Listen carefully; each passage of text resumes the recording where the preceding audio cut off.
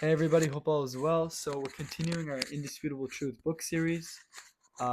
We were just going through the 7 wonders of Jewish history, and we basically said that the Torah gave many predictions that if we said a human being wrote the Torah, there's no way he could have, because these predictions are so out of the ordinary that there's no way a human being could have made them up. So we started with the idea, and again, this is a continuation of the last class. So whoever's listening to this, it's better if you listen to the previous class right before this, so you kind of get the flow of where we're at. But the idea is we're talking about the 7 wonders. So we said that the Torah predicted that the Jewish people are going to be eternal, okay, and the Torah gave that prediction. And not only does the Torah say we're going to be an eternal nation, but it says your eternal nation. Now it's going to give like a negative statement against what it says. So it gave a positive prediction that we're going to be eternal, and then after that it says negative predictions that go against that positive prediction, again to show you that, like, why would somebody who's making a book making up a book make such claims? Obviously it's only only the creator of the universe could have. So the Torah says we're going to be eternal. Just to summarize what we said before, then it says but you're going to be eternal, but you're going to be exiled and dispersed. Again, that's a recipe for disaster. That's a recipe for assimilation. That's a recipe to have no Jewish people. For the Jews to be exiled and dispersed, that's harder. How the Jews going to be eternal? How they're going to be an eternal nation? How are they going to survive? We saw so many nations get scattered and destroyed. The Romans, the Egyptians. These are not the same people. They all got scattered. They all got mixed in. They all assimilated. But the Torah says not only are you going to be eternal, but even while you're dispersed and exiled. And then the Torah said not only that, you're going to be few in number. Again, that's another recipe for disaster that goes against the claim of being an eternal nation. But no, the Torah says even if you're going to be few in number, even going to be scattered and exiled and persecuted, you're still going to be alive. Yeah. So and the fourth wonder was, I think that's where we ended up on. Wonder number 4: persecution and anti-Semitism. So let's read this. Anti-Semitism is the most universal, irrational, extreme type of hatred the world has ever known. No matter where the Jewish people, have lived in exile, and again, exile means anywhere outside of their homeland, which is Israel. So no matter where the Jewish people have lived in exile, they have suffered from a hatred, a hatred the likes of which the world has never seen. It's not just we don't want these people in our country club, and it's not just we don't want them around us. It's we don't want these people alive. This was, of course, predicted in the Torah. Again, so just explaining that idea more, anti-Semitism is the most irrational hatred in the entire world that has ever existed. Again, it's not a matter of race, because Jews come in all forms. There's white Jews, there's African American Jews, there's Chinese Jews, Asian Jews, there's Jews, from all over. There's Mexican Jews, there's Jews from all over, right? So to someone say it's because of a race thing, it can't be, And the idea is what? It's for whatever reason, and again, we're going to get to the anti-Semitism section and understand the true reason of why there's anti-Semitism, because the Torah does tell us why there's going to be anti-Semitism. But the idea is that anti-Semitism is still an irrational. It's an irrational hatred. Like, it doesn't make sense from a surface level. It doesn't make sense why people hate us so much. And really, like, again, are they jealous? Are people jealous? But there's other people who are successful. Elon Musk is, so successful. Or people are, jealous to the point where they want to destroy him and his entire nation, his entire, I don't know wherever he's from, but I'm just saying, like, it's something, there's obviously something more to it, that people hate us so much and they don't want us to be here. So, but the Torah tells us, yeah, that was predicted in the Torah, this persecution and anti-Semitism. And obviously, this is all a result of not observing the Torah. The Torah tells us that what? I'm reading, Deuteronomy chapter 28, verses 65 to 66. So I'm quoting the Torah. God writes in the Torah, among those nations, you will not be tranquil. So God's already telling us you're exiled, and he says, among those nations, you will not be tranquil. There will be no rest for the sole of your foot. Hashem, God, will give you a trembling heart. You're always going to be scared. Longing of eyes and suffering of soul. Your life will hang in the balance. You will be frightened night and day with no assurance of survival. God tells us basically that when we sin and he kicks us out and he exiles us from the land of Israel, which happened, right? We're in the exile now. He says no matter where you're going to live, you're going to always be hanging, you're always going to be on your toes. You're never going to know, one day you're going to living in a country, and then the next day they're going to turn into anti-Semites, and expel you. The Spanish Inquisition is a perfect example. In 1492, the Jews were, living amazing lives, and enjoying, all, different spectrums of, the social classes. Jews were, the top of the tops, governors, treasurers and everything. And what happened the next day? I think it was Isabella, whatever, and I forgot the other person's name, but they kicked them out. Isabella and Ferdinand, whatever, they kicked them out. Why? For whatever reason, they're anti. They want to convert them. This, that. The idea is, no matter where we go, and it's funny. I don't think in history the Jews have ever stayed in a place more than a couple hundred years. They're always, every 100 years, they're staying in one country, getting kicked out to another country, into another country. And that's the idea. And we never go look at Jewish history. This is something that you have to just see Jewish history to understand. The Jews, like, no matter where they were, they're always, either if they're in the Middle East, they're being persecuted by the Muslims, or if they're in Europe, they're being persecuted by the Christians, right? Only recently has this persecution like stopped to the point of killing, but at the same time, though, it still exists in the forms of anti-Semitism and verbal abuse, and all we see what's going on in the news, all this protests and whatever, fighting against Israel, especially when the nations are attacking Israel. Fine. But that's what Deuteronomy says. God tells us in the Torah, you don't listen to Jewish people. When you don't listen to me, I'm going to bring anti-Semitism, and you're going to be scared. And now, reading the next verse, when every other nation tries to assimilate, the persecution stops. So if I'm a German, and then I know the Russians are persecuting me, as soon as I become a Russian, that's it, done. No more persecution. Yeah. Whatever nation you're from, as soon as you join the other nation, they don't need to persecute you. You're one of us now, right? But when the Jews try to assimilate, the Torah tells us what? The persecution intensifies. And what? This was predicted beforehand, as the verse says in Ezekiel chapter 20, verse 32 to 34. It says here, for that which comes into your mind shall never be. That which you say. So again, God is, talking to the Jews, for that which comes into your mind shall never be. That which you say, let us be like the nations. So basically God's saying, when the Jews decide in their mind, I want to be like the nations. I want to be like the nations means the word goyim. Goyim is not an offensive term. Goyim means nations. The Jewish people are also goyim, but they're they're the chosen goyim. They're the chosen nation. And again, chosen nation is not a racist term. It doesn't mean you can't join the club. No, it doesn't matter what color a person is or where they're born or who they are. They could always, join, the club. Again, people don't like that word club. I don't know why. It's just, it's something that, it's a nation. It's a responsibility to be a Jew. It's not anything, racist. It's a responsibility. And if someone wants to instead of 7 laws of Noah and step it up to 613, they could do it, right? But the idea is that, it's not a racist and has nothing to do with, again, chosen people is just meaning for responsibility. And anybody who wants to step up to the plate. And it's funny, Christians think they're the chosen people. Muslims think they're the chosen people. Only when the Jews say we're the chosen people does everyone make such a big deal. I just don't understand why. Why is it fair that everyone else could say it, but not the Jews? But that's a side point. That's a tangent. But okay, so the Torah says, so if that ever comes to your mind, God's telling the Jews, then I want to be like the nations, like the families of the land of other lands, serving wood and stone. Okay, God says, as I live. The word as I live means I promise, I swear. God says God, with the mighty hand and an outstretched arm and with outpoured fury, I shall be king over you. God is basically telling the Jews, you want to be like the Goyim? I'm never allowing that to happen. I'm gonna, fight back. I'm not letting my nation assimilate. I'm not letting my nation, become like I'm not letting the Jewish people who have a special task in the world, assimilate, to stop keeping, Shabbat, kosher, the mitzvot, to be like Goyim, to be like the other nations. No, you guys are, the chosen nation. You have a mission. I'm not letting you forget that mission. So once again, based on what God said in the Torah about the suffering of the Jews and all the persecution they will face, so let me read this again.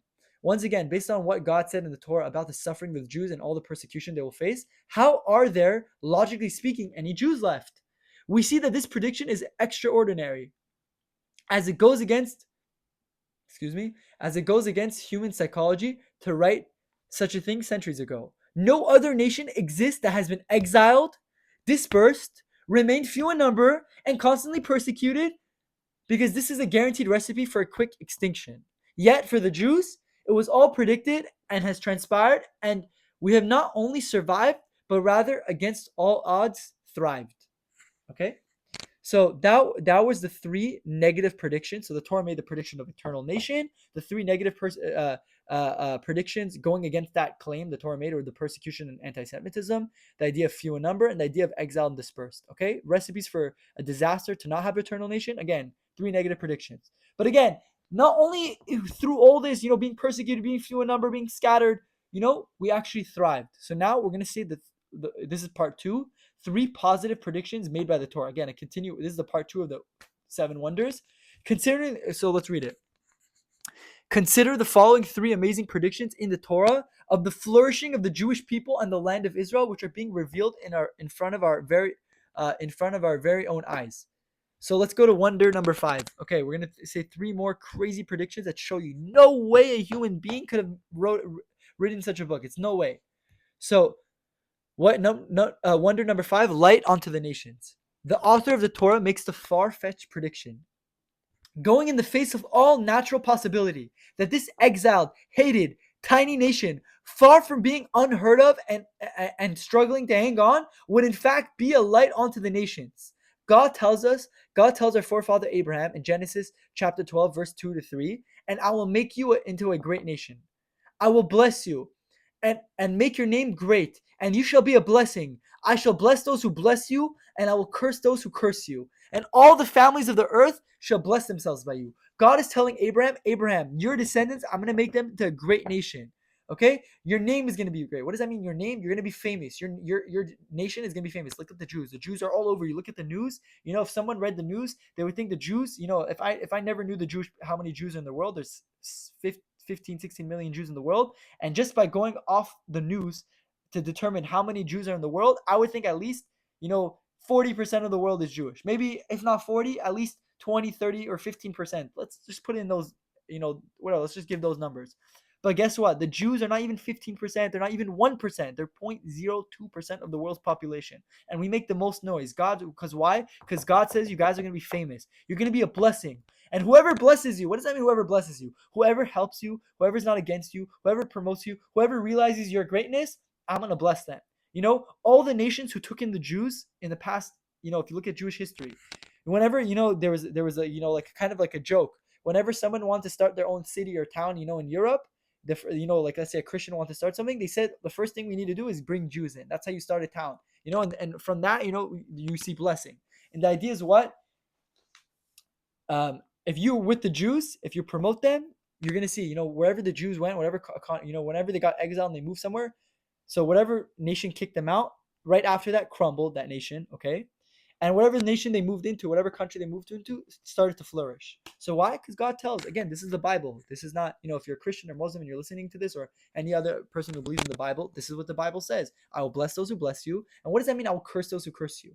Whoever goes against you, whoever's going to antagonize you and persecute and bother you, don't think, it might look like they're going to get away with it. No one's getting away with anything. Why? Because like I said, when you kick out the Jews out of your land, guess what? The economy crumbles, right? That's the idea. And we've seen this in history. This is not just me, saying stuff and making things up. This is proven fact. Go look at the history books. Read a Jewish history book. Fine.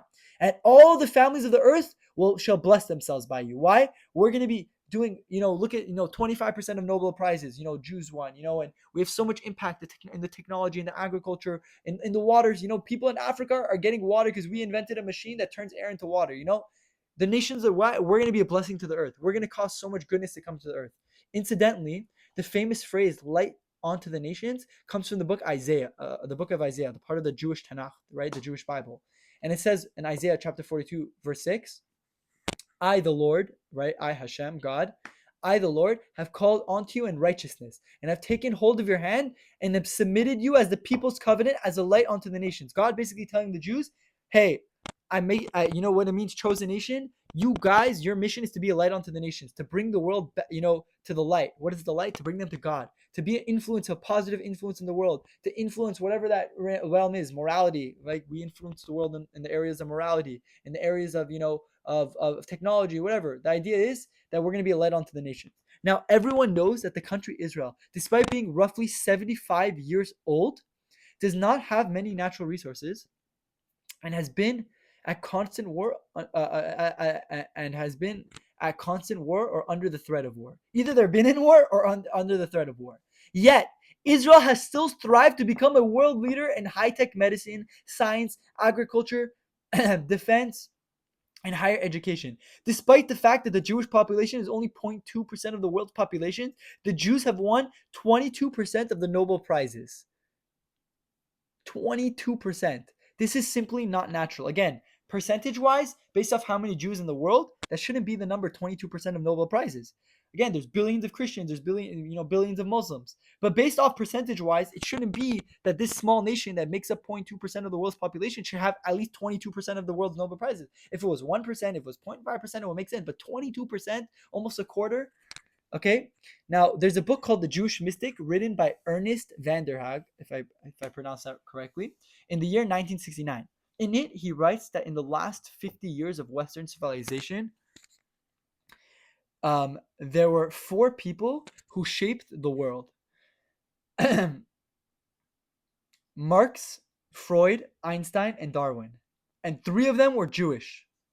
Think of that. The 4 biggest influential people in the last, 50 years of Western civilization were Jews. Karl Marx was a Jew.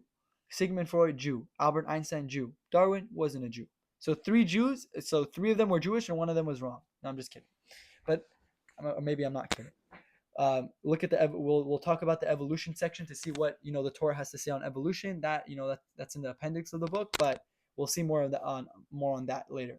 But the idea is what? The idea is, and this is only in the last 150 years of Western civilization, just decades after the Jews were even permitted into universities. Okay, so let's read more about Mark Twain's praise of the Jewish nation. This is unbelievable. This is Mark Twain. Okay.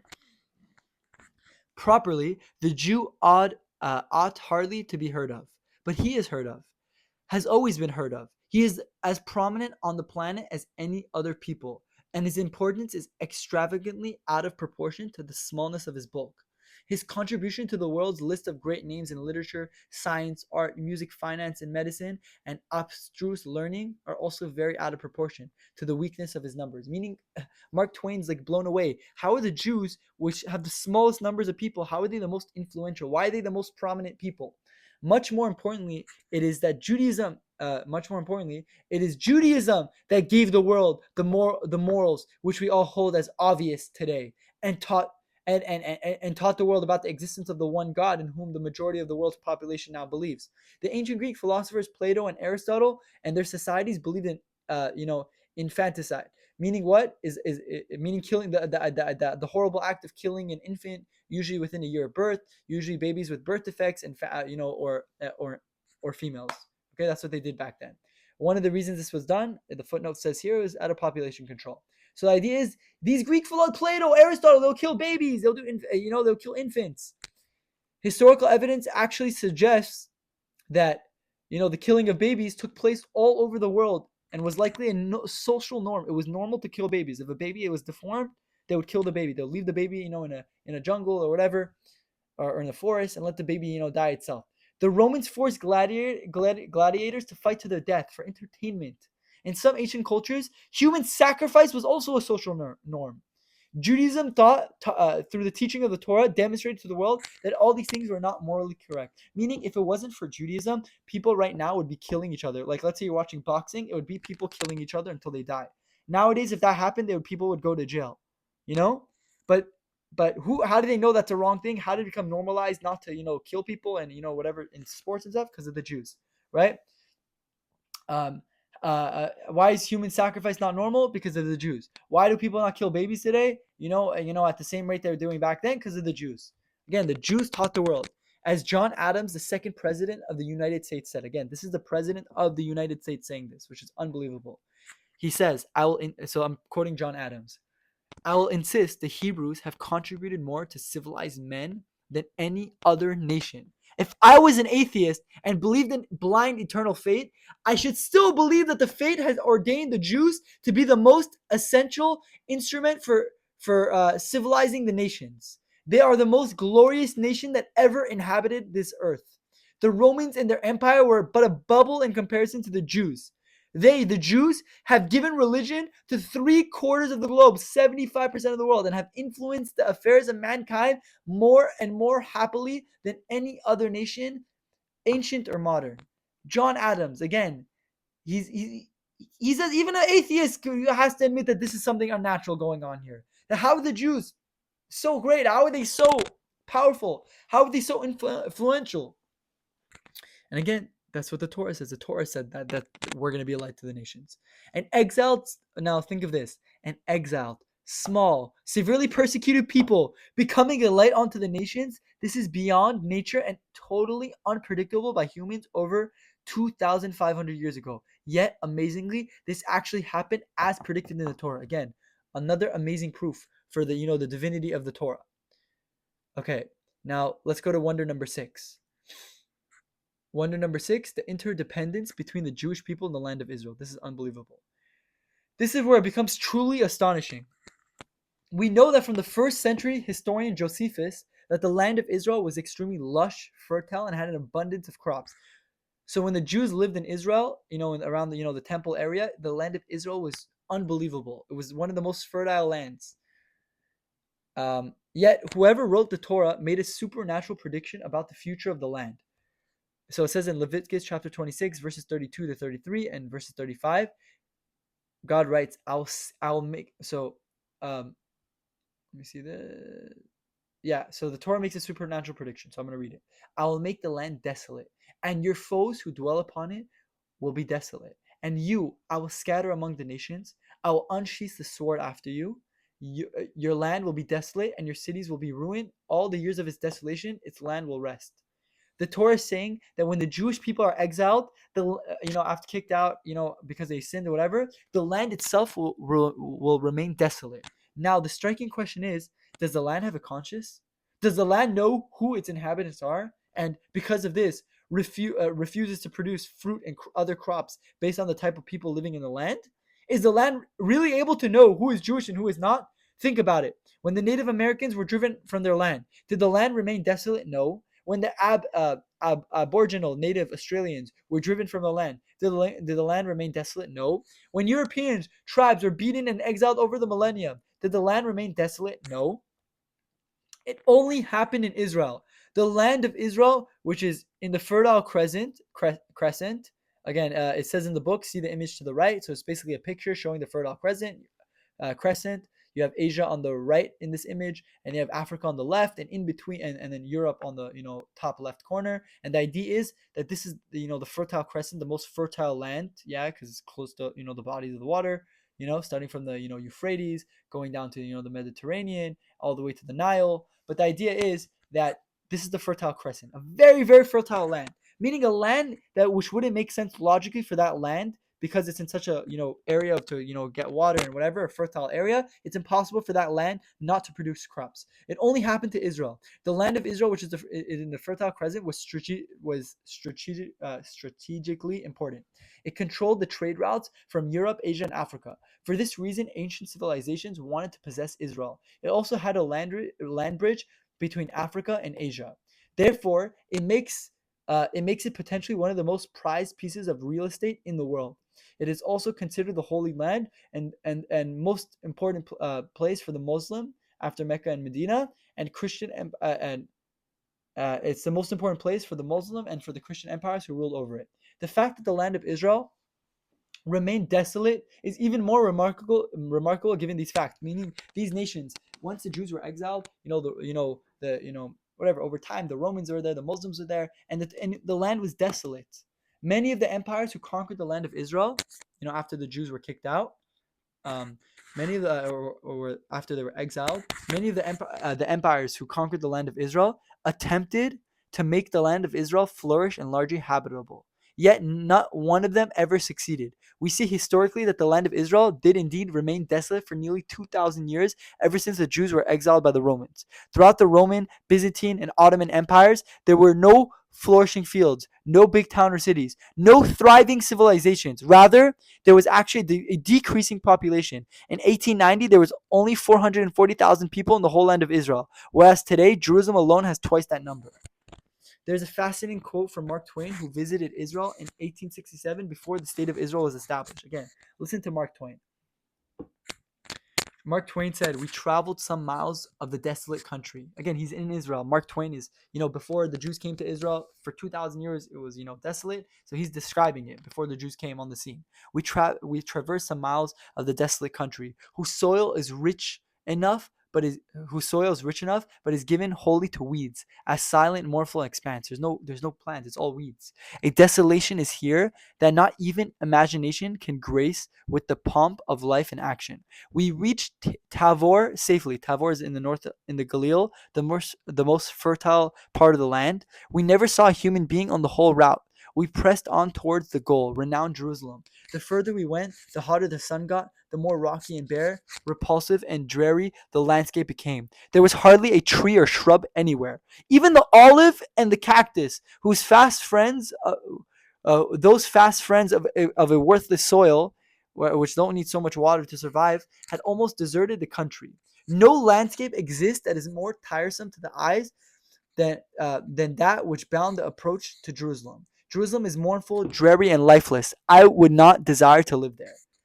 Jerusalem, the most fertile land, the whole Israel, the Fertile Crescent, for 2,000 years. Again, even the non-Jewish people who visited the land, they said it's desolate. There's nothing there. Nothing is growing, but it doesn't make sense. This land should be the most fertile land. Now, let's take it back to, when the Jews entered Israel in the year 1948. Have you been to Israel recently? We have seen with our own eyes that ever since the Jewish people returned to the land of Israel in 1948, the land itself has once again become fertile and is thriving. The land has responded to the return of the Jewish people. As long as the Jews are living in the land, and the land remains fertile. As soon as the Jews leave, the land becomes a desert, and no other nation is able to cultivate it. No other nation has ever been able to cultivate the land and build such a thriving civilization in Israel. Today, there are active and productive cities with growing commerce, technology, agriculture, and a multi-million-dollar export industry of fruit, flowers, and vegetables. The fact that this occurred is unique and supernatural, going above the laws of nature. Yet, incredibly, whoever wrote the Torah predicted this phenomenon over 3,300 years ago. And if you see in the book, there's like a chart showing the Jewish population from the 1st century to the 5th century, and shows the Jewish population corresponding to the produce of the land. Meaning, when there was Jews there, the land produced. As soon as the Jews left, the statistics show that the produce of the land decreased. The idea is what? How can a human being, if someone wrote a book and making up, why would they write such a thing? Why would they take a risk writing such a thing like that? It's impossible. To show you what? To show you that there's no way a human being could have written the Torah. No human being could have made all these predictions and things that go against logic. Come on, how can you say that? When people come, the land is going to work. It's going to be good. But when the Jewish people are gone, it's going to be for 2,000 years. Why? Other people weren't smart enough to do it, and they didn't have to be smart enough. The world it's the Fertile Crescent. There's going to be so much water and produce and nutrients coming from the surrounding bodies of water. But what? The Torah says, I'm sorry, this is the land of the Jewish people, and if they're not here, the land is not going to work. The land is conscious. The land knows who's there. Fine. That's wonder number 6, and let's do wonder number 7. And we'll probably finish there. Okay, wonder number 7, the miraculous return of the Jewish people to their homeland. To top it all, whoever wrote the Torah made the incredible prediction that the exiled and scattered people, the persecuted people, unlike any other nation, will not only survive, but would actually return to their land. It says in Deuteronomy chapter 30, verse 3, then Hashem your God will bring back your captivity and have mercy upon you. And he'll return and gather you in from all the peoples to which Hashem your God had scattered you. God said, I scattered you all over the world because you were sinning. Don't worry, I'm going to bring you back to the land of Israel. And then it says in Deuteronomy chapter 30, verse 5, Hashem your God will bring you to the land that your forefathers possessed, and you shall possess it. He will do good to you and will make you more numerous than your forefathers. And it says in Isaiah chapter 49, verse 22, behold, I will raise my hand to the nations and my banner to the peoples, and they shall bring your sons in their arms and your daughters on their shoulders. Okay, a nation or a people who are without a homeland for 2,000 years and who still exist is unique in itself. But for that nation to return back to their land after all that time is totally unimaginable. for that fact to be predicted 3,300 years ago is supernatural. And I'm going to read you a couple of bullet point stats. In the year 1900, only 0.5% of the Jews were living in the land of Israel. Between 1948 and 1949, when Israel became an official country, 341,000 Jews made Aliyah. They moved to Israel. Stat 3, within the first 6 years of the Jewish state being declared in 1948, the population of Israel doubled. In the year 2020, around 49% of the Jewish world population live in Israel. So, basically 50% of the Jews. 120 years ago, Hebrew was not a commonly used language. Today is a revived language spoken by millions of people around the world. For all of this to occur is incredibly unlikely and unique in human history. Yet, it was all predicted in the Torah to show you that the Torah is divine. There's no way a human could have made it. Now, in the 17th century, when Blaise Pascal, I think that's how you say his name, or it's Blase, I don't know, but Blaise Pascal, the great French philosopher of the Enlightenment, was asked by Louis I don't know which number this is, I don't know Roman numerals, but Louis XIV, okay, whatever that Roman numeral is. So he was asked by Louis for proof of the supernatural. So Blaise Pascal was asked by Louis, whatever, for proof of the supernatural. He answered, the Jewish people, Your Majesty, the Jews. Why? Because he realized the survival of the Jewish people up to the 17th century violated all the laws of history. Can you imagine what he would say if he knew that the Jews have made it to the 21st century? Jewish history is a supernatural phenomenon. The Jewish people should have never come into existence. Besides Pascal, many scholars and well-known personalities have taken note that the Jewish history is in fact unique and that it violates all the laws of history. Writes Russian philosopher Nikolai Berdyaev, the Jews' destiny is too imbued with the metaphysical to be explained by either material or positive historical terms. Their survival is a mysterious and wonderful phenomenon, demonstrating that the life of these people is governed by a special predetermination. The survival of the Jews, their resistance to destruction, their endurance under absolutely peculiar conditions, and the fateful role played by them in history, all these point to the particular mysterious foundations of their destiny. The Jewish people came into being miraculously and survived all human history miraculously, outlasting even the greatest empires. Things have happened to the Jews that haven't happened to other peoples. This is so because the Jews are a nation with a unique mission, a nation with a unique history, a nation whose role is so essential that it cannot be allowed to disappear. And it's funny, I think there was one historian who wrote a book, I forgot his name, of the top 50 nations, of how nations survived, of all the 50, he made a theory that the top 50 nations, how what makes a nation extinct. Okay, that's what his book was on. And he went through all the civilization. He said if a nation is scattered, that's likely for to become extinct, to be erased from the books, to be scattered, to be persecuted, to be few in numbers, to not speak their to lose their language, to lose their culture, right? All these things he said. And the one nation that defied his whole theory in his book was what? The Jewish people. And he's actually, he was really upset about that. The idea is what? Because the Jewish people defy history. And just to finish the section off, we are witnessing a completely unusual and supernatural history that is still unfolding before our own very eyes. More incredible is that all this was predicted in a text that was written thousands of years ago. Who could have made these unusual, inconsistent, and supernatural predictions that all actually happened? Whoever did so clearly had a prophetic knowledge of an extraordinary future and was able to write it down confidently. And what do we see? What? This is another proof of the many proofs we gave, showing you that the Torah, the Jewish Torah, not the Christian Bible, not anything, the Jewish Torah, okay? The Jewish Bible is from God and nobody else. No human being wrote it. No one made it up, only from the creator of the universe. So next time we're going to continue on the proof of, we're on we're on page 66 in the third edition of the book. We're going to start with group revelation. Thank you so much for listening, and have an amazing, week. Take care.